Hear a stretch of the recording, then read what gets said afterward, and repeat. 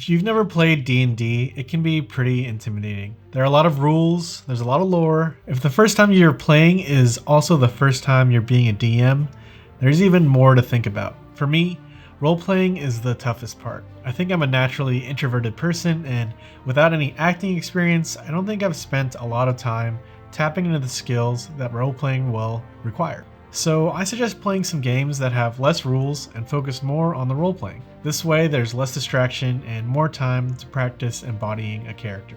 There are a lot of great options. Some are GM-less too. You can try 10 Candles, Fiasco, and Lasers and Feelings, but the game I want to talk about today is Icarus. Designed by Spencer Stark, Icarus is a game where players collaboratively tell the story of a great civilization that inevitably falls. The game uses cards to facilitate character motives and pillars of the society.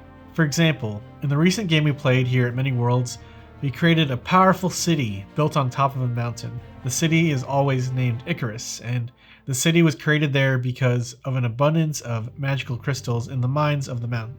These crystals were harnessed in order to move heavy materials, namely the lumber unique to the mountainside that became Icarus's major export. Of course, the population didn't know that a dragon had been sleeping inside the mountain for generations. With overmining and a mysterious storm approaching, the city's elites bickering, and one of the player characters having the motivation to bring the civilization down, the fall of Icarus was fast approaching. Throughout the game, players draw cards that move the story along. For example, we drew this card in our session.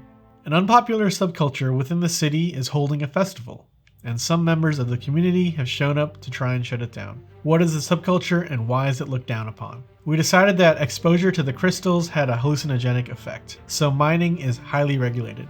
However, a subculture rose up in the illicit trade of the crystals as drugs. These people, called spelunkers, have started to gain more numbers, and they held a rave that spilled out into the city streets. These kinds of questions really help with role-playing.